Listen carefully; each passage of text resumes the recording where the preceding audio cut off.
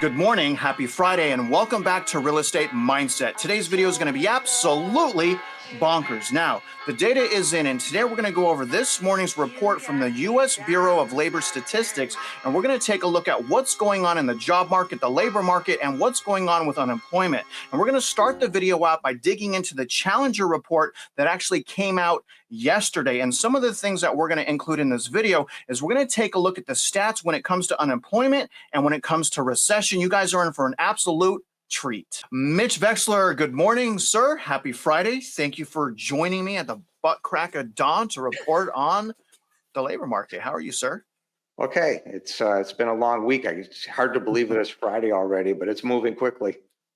Yeah, and just for the viewers, you guys, we started at 3 a.m. this morning, but we're going to get started right away. And Mitch, what I want to do is we're going to start by looking at pre-market. And towards the end of this video, I want you to guess what's going to happen to the market after we get the Bureau of Labor Statistics report this morning. So right now, you guys, the market's not even open. Let me show you where we're at. Let's start with the VIX. So again, the information's not out. It's 6:40 a.m. Central Time, and the VIX is up about 4%. I'll get your opinion on that here in a second.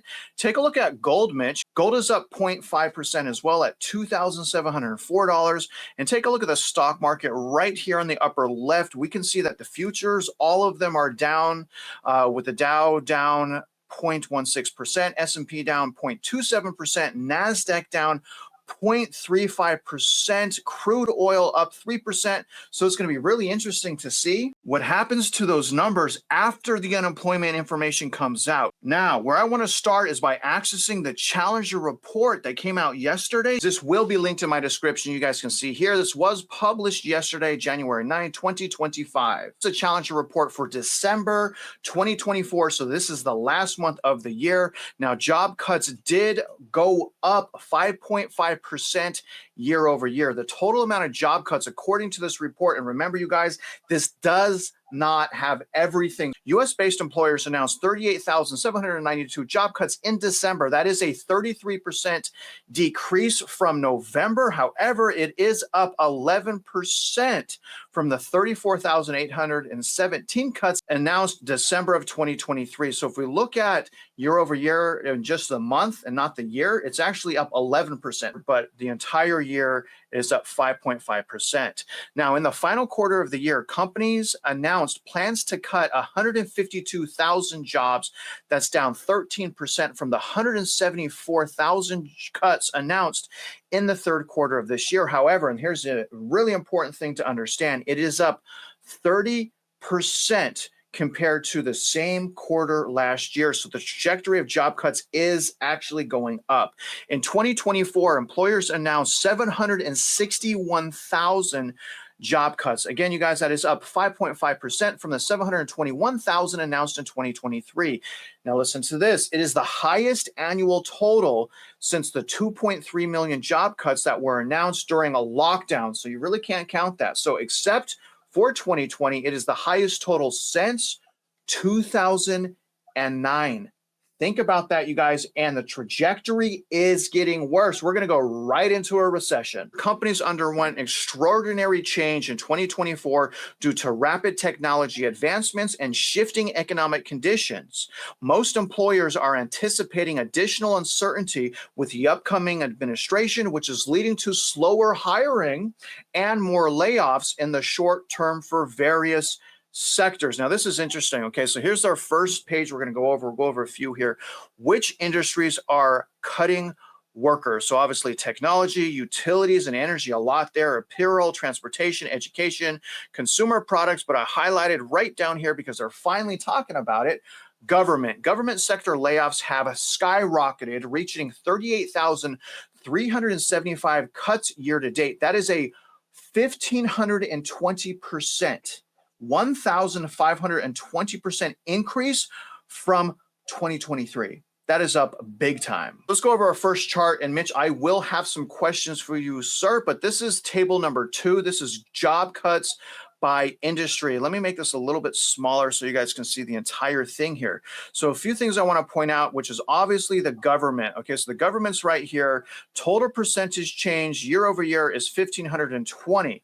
Now, the second highest percentage change as far as unemployment goes to utilities with an increase of 524% year over year. Number three, as far as percentage change, is actually energy with an increase of 300.6% more job cuts year over year. Number four here is aerospace / defense with an increase of 262% year over year. Now, as far as the industries with the highest number of job cuts, that goes to technology with a total of 133,000, almost 134,000 job cuts for the year of 2024. Now, that is down 20% year over year. Number two goes to healthcare products right here. You guys can see the total amount of layoffs this year was almost 52,000. Now that is down 11.9% year over year. Number three is actually automotive with a total amount of 48,219 layoffs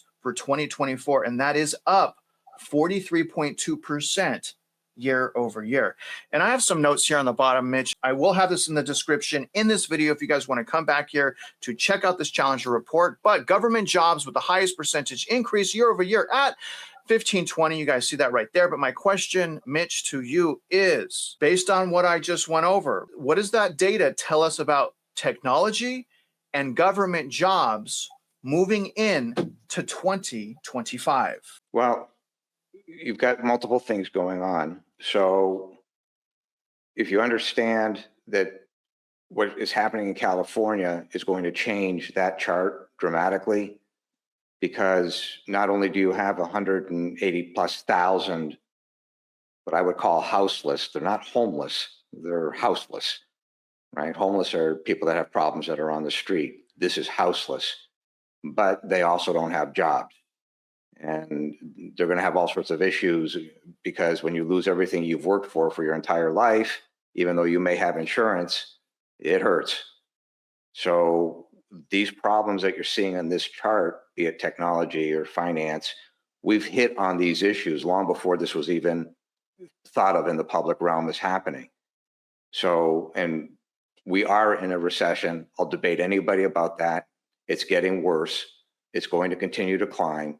A lot of those people had jobs that were politically motivated or were motivated to make the share price look better. And now the chicken has come home to roost. So all those things are tied at the hip. And that chart is just simply going to get a lot worse. This problem is going to become much greater in 2025. This is not going to stop. This is just the beginning. Okay. Mitch, do you think that technology will be the leader in 2025 as far as the amount of layoffs? And do you think that percentage change leader will also be government jobs going into 2025, those specific sectors? Do you see those sectors getting worse in 2025? And how much so, if so? I would hope that the technology slows down. I would pray that the government speeds up. Okay. All right, that's fair. All right, that's fair. All right, let's go back into the report. Here's job cuts by reason. So the first reason, market / economic conditions. We lost 150,000 jobs in 2024. Number two reason was cost cutting, which is kind of like the same thing, isn't it? At 148,000 job cuts. And number three, and this one's crazy, closing completely. So we had 137,000 people, almost 138,000 people lose their job as a specific result of that business closing down. And again, on the bottom right here, you see the total amount of job losses for the year was 761,000. So minus lockdowns, Mitch, this is the worst year since 2009. Is this what good economies look like? And if so, what does a bad economy look like? This is the ramifications of the nonsense that you have seen in this current administration that's about to be shown the door. This is the problem, right? This is now coming home to roost. The economy has not been good for a long time. The press has lied to the public. That is clear. And now all these things are starting to float to the surface because the money isn't there to pay for these employees. The revenue streams are dropping. And all of this was monkeying around by the Federal Reserve to cover off debts that they had no business covering off. President Trump has got a lot of work to do. This is big time problems. But the way you start to fix these problems is tell the truth. And we're working on it. We've got something coming. Let me ask Mitch, in 2025, can you see job cuts exceeding 1 million? Yes. Yeah. Okay. Do you have it? Do you want to guess on what you think 2025 will be as far as total job cuts? I know that's an impossible guess. It's hard to guess because it's going to come in chunks. When you start laying off major divisions of the government, if they do it, first one that goes in my mind, Federal Reserve, gone, 23,000. And by the way, I am very sensitive to realize that these are people. You can't just look at this and say these are jobs. But when those jobs have cost people's lives, as what you are seeing in California, the whole damn thing needs to stop. Every single person that is responsible for this must be fired effective immediately. They've got no leadership. You didn't have leadership 4 years ago. You don't have leadership today. So anything that is touching somebody's lives, where a person is responsible for suffering underneath these people, show them the door. You're better off without any leadership. Somebody will step up to fill in the vacuum. But in the meantime, I saw a press conference around 1 o'clock this morning from this moron mayor in California. There's so much devastation coming. People can't get, they don't understand. They don't think it through. But these jobs that these people had, they're gone. And like I said, how in the world are you going to fill in the void of fixing these houses? You think that amount of roofing material exists in the United States? You're wrong. You think that amount of bricks, stucco exists in the United States? You're wrong. Somebody's got to get the money to start producing this stuff.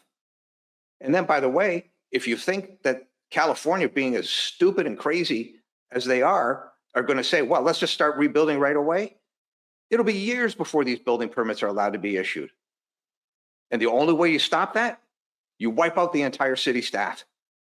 You get rid of all of them because they think wrong. They got a job to do. Let's protect their citizens. They screwed that up to biblical proportions. I mean, these fires are still going as we speak. So you see, these government officials, and it doesn't matter. I'm picking on California because it's obvious, but Tennessee, North Carolina, it's the same crap. Oh, well, you can't have a shed. The shed doesn't fit our zoning criteria. Anybody who says these things, throw them out. The district attorneys, you have the authority. They are violating your state's law. They're violating the human nature. I mean, you want to get down to human rights? Fine, they're violating human rights. I don't care what law you use. Stand up, grow a pair. Well, hopefully, as people become more aware, they will stand up and grow a pair, as you've said, Mitch. Now, I want to get back into the report, and I want to show you something that's a little bit mind-blowing when it comes to how quickly job cuts happen when we enter recession. You're looking at job cut announcement reports, and this goes by quarter by quarter. And I want you guys to look all the way to the right here. This right column represents the total amount of job cuts for the entire year. And what I want, again, to point out is in 2024, the total amount of cuts was 761,000. Now, when we go to the year of 2000, again, right before the recession, we had less job cuts than we have right now. We had 613,000 job cuts. But what I want you guys to know is in just 1 year, it went from 613,000 to almost 2 million job cuts. That's 1.4 million more job cuts, because the year of 2001, that's when we started recession. So the trajectory of these job cuts can absolutely skyrocket in a recession. And so here's my question to you, Mitch, okay? From the year of 2000 to 2001, job cuts, again, went up by over 1.3 million in just 1 year to 1.9 million in 2001. There was a recession in 2001. Now, my question is, again, and I asked you this a little bit, but what will job cuts look like in 2025 if we enter recession? I asked you earlier if we were going to hit 1 million. But being that we have so many part-time jobs and second job holders and things like that, do you think that we can go from 761,000 to 2 million job cuts in just 1 year? And why or why not? And I'm, again, not 1 million, 2 million. The answer would be yes, and because of the financing sector. So let's just say that things go really bad and that the banks are no longer being supported, which is good. When I say bad, it's bad from the employment standpoint. The idea that the banks will go bankrupt and shut down, as in 600 of them, there's where your math is going to come from right on the spot. So it's a function of what happens, and nobody knows, nobody can predict. A lot of these bankers shouldn't have jobs. A lot of the banks in reality shouldn't exist, right? They can't exist but for the support of the Federal Reserve. So all of these things are tied at the hip, and it's not just the banks, it's the mortgage-backed securities, who's selling the mortgage-backed securities. Everything is connected, and it's a trickle down. So the guy who sells the mortgage, he gets a commission because he's working at that bank, so they consider him a banker, even though he's a commission-driven guy. So that those banks go away, his job goes away. Some of those jobs, obviously, it's not that those jobs those people are no longer employable. They are employable. They're going to have to go get another job. So the machine is always moving, but the machine has got so much fraud built into it that the ramifications of that fraud, because people didn't tell the truth, are going to be these loss of jobs. And that is what you are seeing right now in the technology side. That's what's going to happen. I mean, remember, it's a machine, right? It's moving. So think if the government in California had any brain cells, they would turn this entire thing around, say, we've got to rebuild all this. All of a sudden, look at how many jobs it would take to rebuild. Look at how many the roofing plants would have to start producing. They'd have to probably build another plant, a big plant, like a GAF plant, a huge plant, just to keep up with the demand if California had a brain cell. So these things are hooked at the hip. The problem with the gyrations is that the people who are in charge have proven themselves to be grossly negligent. So the reality is the population is paying for their gross negligence, and gross negligence is a legal term. It's by intent. People are paying for their gross negligence. All right, so to recap, you can see 2 million job cuts in 2025, but that depends on the turmoil in the banking sector, and also as a result of the multiple national disasters that we have going on right now. And also the fact that, and I'll add this one, there's no more COVID bailouts for these states. So you're going to see a lot more education layoff, teacher layoffs, firefighters, police officers. You're going to see a lot more of that in 2025. I want to point out one other thing. That chart is delayed, right? That chart's not accurate as of our time speaking here today. In other words, it takes time to collect the data. The point being that things are worse right now today than when the chart was put together. And again, you're depending on government to do it, right? That information's got to be fed. Now, the thing is this is behind, but let me show you one other thing that is actually pretty concerning, Mitch, and that is the job hiring announcements. Look how bad this is. This is announced hiring plans by month. And really all I need you guys to do is look on the very bottom of the column. It's going to tell you the total amount of announced hirings per year. And I want you guys to look at 2020 and 2021. So in 2020, we had 3.1 million job announcements. In the year of 2021, we had 1.7. In 2022, we had 1.48 million. However, in 2023, it went down sharply to 780,000. And this year, it went down sharply as well to 769,000. I want to point out that this is the worst year on this chart in the last 9 years. And that's followed by the second worst year on this chart. So you have back-to-back horrible years with job announcement. 2024, 2023 were back-to-back the worst years of hiring announcements in 9 years. 2024 being the lowest with only, again, roughly 770,000 announcements. Do you think 2025 will be worse than the already practically 1 decade low? Why or why not?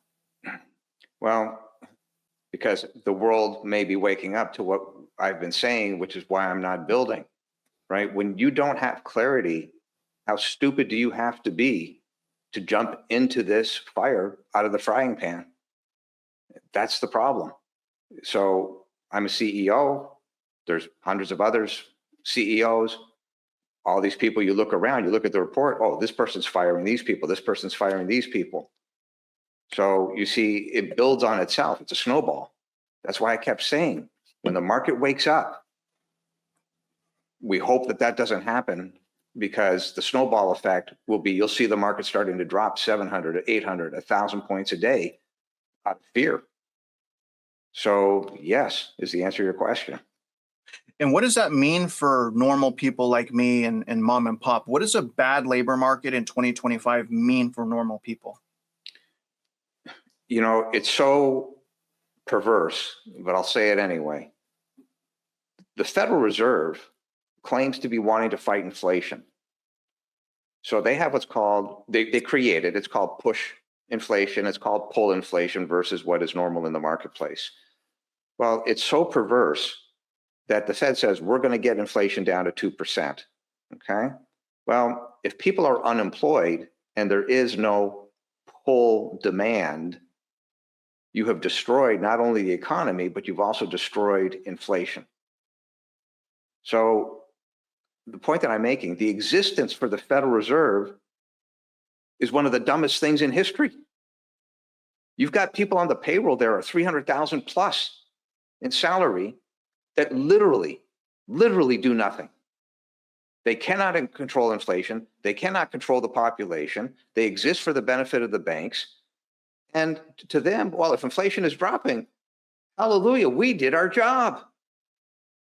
This is psychologically crazy. So you see, it is going to get worse. It has to get worse. The Fed is praying that it gets worse at the cost of mom and pop. So people like you, see, you're independent because you've got a gig that's completely kind of separated from the rest of the world in terms of somebody going and producing a widget, right? You're not producing food. You're not in a restaurant. People who are in restaurants, to a certain extent, if you look at what has happened in California, they've been decimated. Why? Because these crazy people, well, we think you're worth $20 an hour. It's not what you think somebody's worth. Yeah. The market is what the market is. But when you push these numbers up, these people get laid off. So everybody's saying and applauding, oh, isn't this wonderful, wonderful? These people are going to get $20 an hour. And 30 days later, they're fired. 60 days later, the restaurants are closed. It's going to be hard for, Mitch, it's going to be hard for mom and pop. We have the worst job announcements in 9 years. We have arguably the worst job cuts since 2009 minus lockdowns. But there's actually other indicators that we're headed to recession. Let me talk now about unemployment. Remember, this is not updated yet. Let me refresh it so you guys know this is not updated yet. So I'm refreshing. So right now, you guys, I want you to pay attention to the fact that unemployment right now is, quote unquote, only 4.2%. Now, each of these gray, you can barely see that, but there's gray vertical lines here, and that represents a recession. Now, again, what I'm trying to point out is anytime unemployment goes up, we head into recession. You can see that going back to all the way back to 1949. But here's what I wanted to point out. Okay. So if we count this recession, the 1980 and 1981 recession, as the same recession, Mitch, that gives us 11 recessions from 1950 all the way to 2020. Again, if we count this right here as one recession. Okay. So the total amount of recessions is 11. Now, my question to you, Mitch, is how many of these recessions started when unemployment was around 4.2% or lower? Any guess on that before I show you? No, No guess at all? no, because what we're seeing here is going to be worse. I mean, this is Okay. going to be bad. Here's the chart I made for you guys of the 11 recessions. Okay. Listen to me what I'm saying here. We had 6 recessions start when unemployment was at or around 4.2% or lower, which means, again, if we count this as one recession right here, that means that more than half of the recessions started with unemployment lower or at where it is right now. Can you guys believe that? So here's the first recession. This was a lockdown recession. I didn't even want to count that, but I did. Unemployment went from 3.6%, again, lower than what it is right now, all the way to 14.8%. The global financial crisis, that started a little bit higher at 4.7%. That ballooned all the way to 10%. That was roughly about a year and 11 months, about 2 years of an unemployment crisis, and then it started going down. Now, as far as the dot-com bubble recession, that was at 4.2%, and that went all the way up to 6.3%. So the same or near what it is at right now. Now, the unemployment actually went up for 2 years and 4 months. So once unemployment really starts getting out of control, it's going to be that way for a long time. Now, look at the 1990s recession.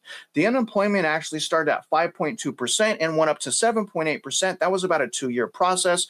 Again, when we count the 1980s recession in one, unemployment actually went from about 6% to 10.8%, and that was a 2-year and 11-month process. So a lot of pain for mom and pop. Now, prior to that, and then in the mid 1970s, the recession started at 4.6%. That went all the way up to 9% unemployment. That was about 1 year and 7 months. Now, the early 1970s recession, that was at 3.5% unemployment. So that was well lower than what it is today. And that went all the way up to 6.1%. That took about a year and 1 month.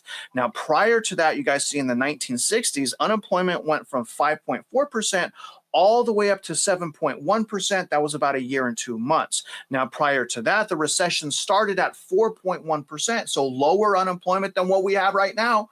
And that went all the way up to 7.5%. That was an 11-month process. Prior to that, unemployment, when we went into recession, was only 2.4%. I'm sorry, 2.5%. Well lower than what it is right now. And that ballooned up to 6.1%. That was about 1 year and 3 months. Prior to that, in the 1950s, 1949, the recession started at around 3.7% unemployment, and that went up to 7.9% unemployment, and that was about a year-long process. My point in saying all that, Mitch, is unemployment in a crisis, an unemployment crisis, can go on for about 2 years. And I also am pointing out that we could already be in recession, and that many recessions started with unemployment lower than what it is right now. So after looking at that information, do you think that helps or hurts your case when you tell people we are already in recession? No, it absolutely helps the case. Why? Because look at it this way, just for the sake of conversation, my number's 10% unemployment right now today. That's what we're tracking, not 2%. But for the sake of conversation, let's just split the difference, okay? You're already 50% greater. So if you just simply said, okay, fine, it's 6%, just for the fun. Well, that's 6% minus 4%, it's 2%. 2% divided by 4% is 50%. You're 50% greater in unemployment than any of those numbers that you just showed. Point being that let's assume that that chart was correct from the day it was put together. What you have seen in the last 3 years is a straight up illusion. The math wasn't real. What you saw this morning in the unemployment numbers is now the math is starting to show the truth. So when you start backing all these things down, you're getting to the truth now. But the problem is, this is the takeoff pad. Now it's going to start to rocket. So all the illusion, all the fraud, all the lies is starting to bubble. It's coming to the surface. It's on the launch pad. Then reality hits. When reality hits, it rockets. That's when you start seeing, oh crap, we don't have the money for the banks. We don't have the money for this. We don't have the money for that. And the snowball gets bigger and bigger until one morning you come into the office and you see, crap, stock market's down 1,000. Then it will actually get shut down. They have trigger points inside of the markets to shut them off if things get really bad. That's going to happen. That's the trajectory of these numbers. That is the responsibility, and it falls at the feet of those people who are lying to paint the illusion. It's all coming apart. Hopefully enough people will be listening to us, Mitch, to do something about it and re-hedge themselves. And a lot of times all you have to do is get out of the rat race and stop spending your money recklessly. Don't go out to eat. Don't keep getting subscriptions. Don't put your head in the sand. Do something about it. Change your life and redefine what a home is. Redefine what happiness is. Now, we got about 19 minutes, Mitch, before the numbers come out. So let's start playing the guessing game. I want to start by looking at November's U.S. Bureau of Labor Statistics. And I'm going to refresh this so you guys see that we haven't had this information out yet. So it says December 6th. Let me refresh this. And you guys should see here, it's still December 6th. Let's go to page 20 and we're going to look at A9. And I'm going to zoom in here. Let me just go to the bottom and zoom in. And all we're going to look at is full-time and part-time information. And we're going to look at the unseasonally adjusted. So I wanted to point out, okay, so here's November's numbers. Here's October's numbers. So we're going to see whether or not this is revised. But to give you guys an idea, in November last month, we actually lost, Mitch, 523,000 full-time jobs. When we look at year over year, which is this November right here of 2023, we lost a total in 1 year. We lost a total of 1.27 million jobs. That's insane. Now, as far as part-time jobs, month over month, we actually gained 41,000. So now the part-time jobs are not keeping up with the loss of full-time jobs. Now, year over year, we gained roughly for part-time jobs 577,000. So we lose 1.27 million full-time, but we gain 577 part-time. Now, Mitch, my question to you, sir, when December comes out, do you think we're going to lose or gain full-time jobs? The truth, we're going to lose. I have no idea what they're going to paint. Well, what do you think they're going to paint? Yeah, we're going to lose. So you're saying we're going to lose. I do want to point out that in these numbers, you see there's different stratas of income. And you and I spoke about that on the video yesterday. And the amicus brief that I finished a few hours ago, there's a chart in there talking about these different stratas of income. So as far as I'm concerned, this information isn't good enough because part-time workers have a lower strata, full-time workers, white-collar workers, blue-collar workers, it's a different strata. And all that has got to be taken into account because that can lead you to an idea of how many jobs will get replaced. That's not in this report, but that's reality. Yeah, and this is tainted and revised all the time. But I will say, normally, Mitch, I would say that it's going to show we got full-time jobs because usually this information is so nonsense. When we have 1 month of like a great loss of jobs, usually it's followed by a month of full-time job increases because this is absolute garbage. So normally I would say that it would show full-time. I'm going to say it's going to show a loss of full-time because we are past the election. So I'm going to say this is going to update and we're going to have less jobs in 133-364. So we'll follow up on that. Now, last thing, Mitch, and we're almost out of time here, okay? I want to get your last reaction. Now, it's not out yet. What do you think is going to happen when the unemployment information comes out in about 15 minutes? What do you think is going to happen to the VIX, up or down? You'll probably see the VIX go up just a hair. The market at the moment is trending sideways, so making a prediction of what happens at the open is always difficult. Okay. But it's trending sideways on purpose, and you have to realize that the market trades in such a way as to make people think it's going in one direction. Yeah. Right, because their object when you're trading is to take somebody else's shares. Gold's up about 0.41%. Do you think gold's up or down when this comes out? I don't think this will have much of a move on gold, but gold is going up no matter how you look at it. So Okay, so a little bit up there. Now here is the stock market right here, the Dow, the S&P, and the NASDAQ, all down just a tad. What do you think is going to happen when those numbers come out? When it comes out, I think they'll spike it up and then it'll drop. Really? Yeah. Very, very, very interesting. But Now, the spikes won't be that great. It'll be, like I said, 55, 60 points on the NASDAQ. Okay. It'll spike it up. It'll drop. All right, well, we got about 14 minutes until that comes out. So I want to take this as an opportunity to give an update to the viewers. Mitch and I started working on our first news email or something like that. So if you guys are interested in getting emails from us, join the Real Estate Mindset community on Teachable. But here's our first newsletter right here. And comment below if you got the newsletter. And also, we started uploading documents onto the Teachable website. Please come here. This is all for free. For example, if you want to get the subdivision analysis form, you just come here, you click this button. It is 100% free. Hit the subdivision analysis form, and voila. Absolutely free. Non-farm payroll employment increased by 256,000 in December. Of course it did.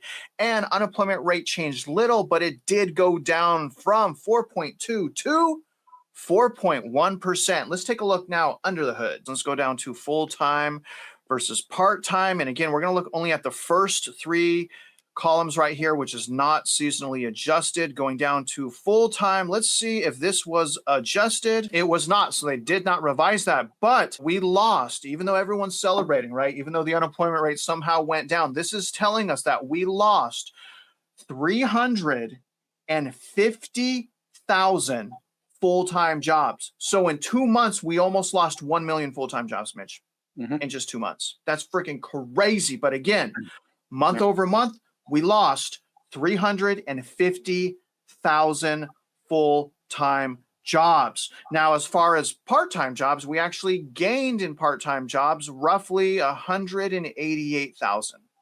So we get 188,000 part-time, but we lose 350 full-time. That can't go on much longer. Let's look at the market now, Mitch, starting at the VIX. So you were actually right. It's up slightly from when we last talked. When we last talked about, it was at 1825. Let's look at gold. Gold is about sideways, just like you said. So it's still at $2,704. Let's look at the market now. So here is the Dow, and the Dow is basically sideways, kind of still down a little bit. Let's look at the S&P 500. So the S&P 500 is still down 0.2%. Here's the NASDAQ, Mitch, which is down 0.27% at 21,303. Mitch, 2 months, almost lost 1 million full-time jobs, barely any job hiring announcements. We're probably in a recession. Meanwhile, we still have inflation, so we can have job loss and we can devalue our money at the same time, which is a double whammy. And unlike the global financial crisis, where really we only lost values in our homes, this time we're also going to lose values in our pensions. Mitch, again, brother, I appreciate you getting up super early with me on Friday. I want to give you the last words. What is the hope here? What can we do with all of this information? Isn't it interesting that in the mainstream media, you've never seen anybody stand and say, here's a live report, this is what's happening, here's the employment, and actually run the numbers in front of the public, just like you just did. Well, when you do that, that gives you the truth. You're using the numbers from one report, prior report, to the current report. And you're saying, here is what has happened. Versus mainstream media that says, well, look, the employment went up, when in fact it didn't. They paint an illusion, they paint a narrative for whatever nefarious purpose, be it politically motivated, be it somebody's paying them to do it, whatever the nefarious purpose is, it is. But until people start to realize you must deal with the truth in order to eliminate these market cycles as best as possible. And when you eliminate market cycles and you get the sine wave smoothed out versus gyrate up, employment, gyrate down, unemployment, you've got to get these things running so that everybody's on an even playing field. That hasn't happened. The leadership hasn't been there. So we're right back to this when we started this video.